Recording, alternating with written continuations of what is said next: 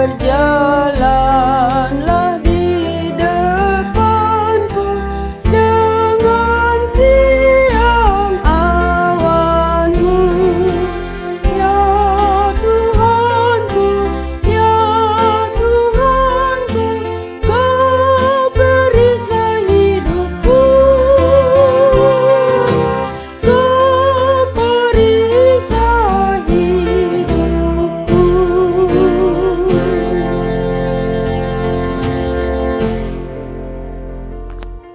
Horas Amanginan dan saudara-saudara yang dikasihi Tuhan Yesus Kristus, kita bertemu kembali dalam renungan harian HKBP Delta Mas di hari ini. Salam sejahtera buat saudara semua dimanapun berada, damai dan sukacita oleh Roh Kudus melimpah senantiasa dalam hati dan kehidupan kita. Sebelum kita mendengarkan renungan firman Tuhan pada hari ini, marilah kita bersatu dalam doa.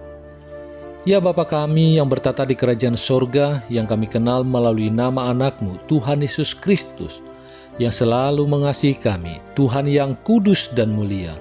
Terima kasih dan kami bersyukur untuk berkat dan penyertaan-Mu di sepanjang hidup kami. Pada hari ini kami akan kembali memulai dan melanjutkan seluruh aktivitas dan pekerjaan yang kami rencanakan. Kami bisa memasuki hari ini itu semua karena kasih anugerah-Mu. Kami percaya dalam segala hal Tuhan punya rencana yang baik dalam kehidupan kami. Dan saat ini pun kami mau mendengarkan firman-Mu. Urapi kami Tuhan untuk kami dapat mengerti dan taat pada setiap kehendak-Mu. Di dalam nama anak-Mu Tuhan Yesus Kristus kami telah berdoa dan mengucap syukur. Amin. Renungan harian HKBP pada hari ini hari Kamis tanggal 11 Desember 2025 diambil dari Matius 15 ayat 32. Marilah kita mendengar nats renungan kita di hari ini yang akan dibacakan oleh anak remaja Huria kita. Nats renungan harian Kamis 11 Desember 2025 diambil dari Matius 15 ayat 32. Dalam bahasa Indonesia dikatakan, lalu Yesus memanggil murid-muridnya dan berkata, hatiku tergerak oleh belas kasihan kepada orang banyak itu. Sudah 3 hari mereka mengikuti aku dan mereka tidak mempunyai makanan. Aku tidak mau menyuruh mereka pulang dengan lapar, nanti mereka pingsan di jalan.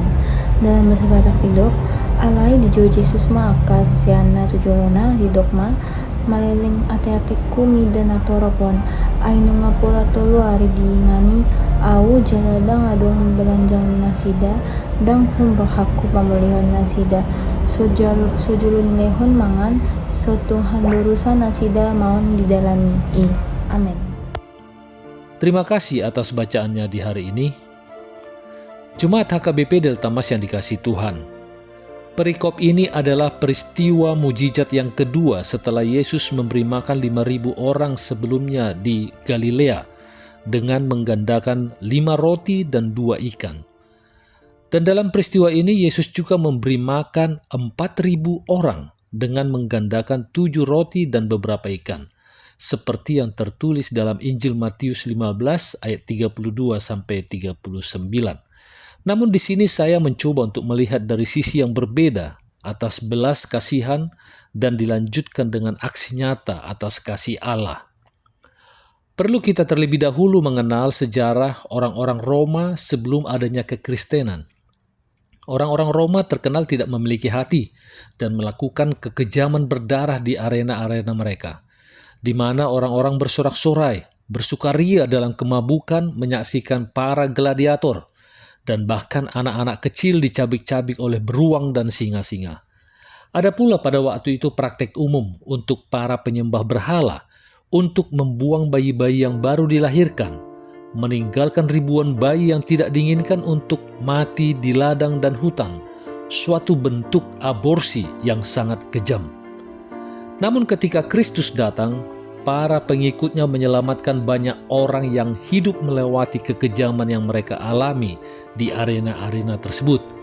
Dan itu adalah umum bagi orang-orang Kristen mula-mula ini untuk pergi ke ladang dan hutan untuk menyelamatkan bayi-bayi yang menangis yang dibiarkan mati di sana. Belas kasihan orang-orang Kristen mula-mula ini adalah hal baru di dalam dunia Yunani Romawi pada abad pertama. Dan itu adalah salah satu fitur agung dari agama baru yang menarik ribuan orang masuk ke dalam gereja. Orang-orang Kristen mula-mula telah belajar untuk memiliki belas kasihan dari Kristus sendiri. Ada dua hal yang dapat kita pelajari dari Yesus untuk dapat memenangkan jiwa. Yang pertama, merasakan apa yang Yesus rasakan. Firman Tuhan berkata, memberikan kepadamu suatu teladan supaya kalian mengikuti jejaknya. 1 Petrus 2 ayat 21. Kristus adalah teladan kita. Kita harus mencoba untuk meneladani Kristus sebagai teladan kita. Kita harus berjuang untuk berpikir dan merasakan seperti yang dipikirkan dan dirasakan oleh Yesus. Di dalam Injil kita membaca tentang belas kasihan Yesus, simpati, dan belas kasihannya terhadap orang-orang yang terhilang, di antaranya Matius 15 ayat 32. Kemudian Yesus memanggil pengikut-pengikutnya lalu berkata, "Aku kasihan kepada orang banyak ini." Markus 6 ayat 34. Ketika Yesus turun dari perahu, ia melihat orang banyak. Ia kasihan kepada mereka. Matius 9 ayat 36.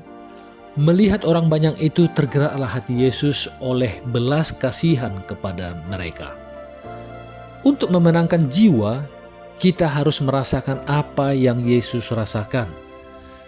Jika kita tidak memiliki perasaan belas kasihan, tidak memiliki simpati atau kasih bagi orang-orang terhilang atau terbuang, orang-orang dalam kesusahan atau dalam pergumulan, kecil kesempatan bagi kita untuk memenangkan jiwanya. Yang kedua, melakukan apa yang Yesus pernah lakukan. Yesus bukan hanya merasakan belas kasihan kepada orang-orang terbuang. Ia telah melakukan sesuatu untuk menyelamatkan mereka. Para murid meninggalkan Yesus di sumur Yakub di Samaria sementara mereka pergi membeli makanan.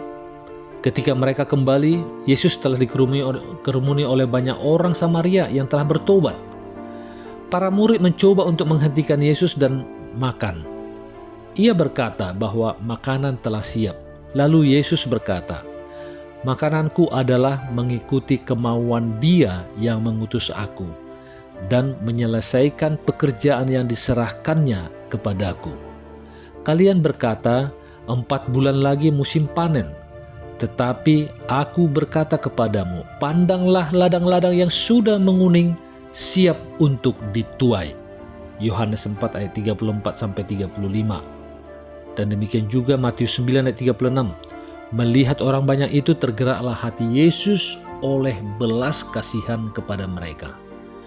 Tuhan Yesus tidak pernah berhenti pada perasaan belas kasihan saja. Namun Dia memberikan teladan juga dalam perbuatannya. Apa yang Tuhan Yesus kerjakan selalu diawali dengan belas kasihan.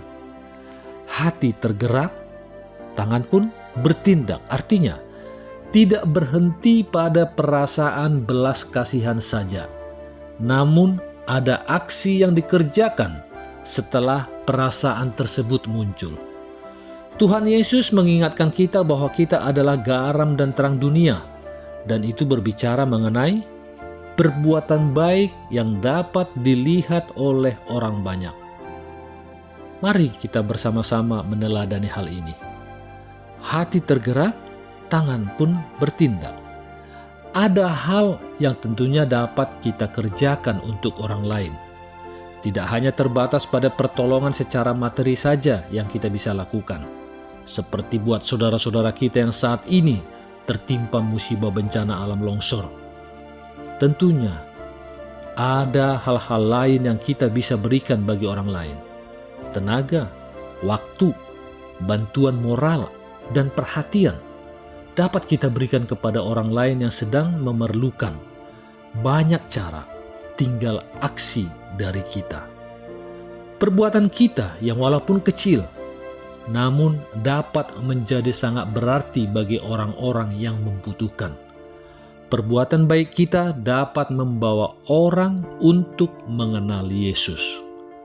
Kiranya sepanjang hari ini Tuhan membuka mata dan telinga kita untuk kita bisa menyalurkan kasih kepada sesama. Amin. Mari kita bersatu dalam doa. Terima kasih ya Bapa atas firman yang baru kami dengar di hari ini. Kiranya kami juga dapat meneladani pelayanan Yesus, yaitu dengan memiliki hati yang tergerak oleh belas kasihan dan tangan yang bertindak menyatakan kasih Allah. Itulah panggilan hidup setiap orang percaya. Kami juga berdoa buat anak-anak kami yang jauh dari kami orang tuanya, walaupun yang saat ini ada bersama kami, di mana mereka pun untuk menuntut ilmu ataupun bekerja. Kiranya lindungi ya Bapa mereka dan jauhkan mereka dari segala mara bahaya dan sakit penyakit. Demikian juga kami orang tuanya, berikan kami kebijaksanaan dan hikmat di dalam membimbing anak-anak kami ini, sehingga mereka pun dapat menjadi anak-anak yang unggul di masa depan mereka. Terima kasih juga ya Tuhan atas segala yang terjadi dalam kehidupan kami, dan juga berkatilah setiap rencana-rencana kehidupan kami, karena kami percaya Engkau akan memberikan yang terbaik bagi kami semua, karena Engkaulah yang Maha Tahu, yang Maha Kuasa, Maha melihat akan masa depan kami. Kami serahkan semua permohonan kami ini ke dalam tangan pengasihan-Mu, dan kiranya kehendak-Mu lah yang jadi di bumi ini seperti di surga. Marilah kita terima berkat dari Tuhan.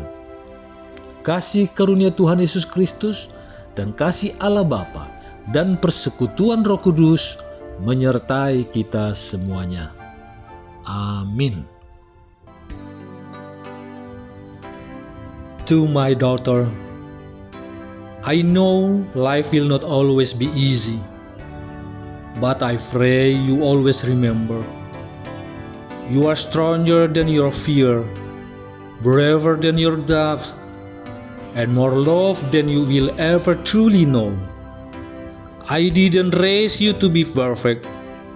I raised you to be real, kind, and unbreakable. God, right now I don't have even power to hug and hold her in my arms. I miss my daughter. Please hug and protect my daughter wherever she is right now. Tell her, I know I have a mistake to teach her in this life, in her growing up. I know, and no matter how old you get, you will always be my little girl. I miss you, my little girl.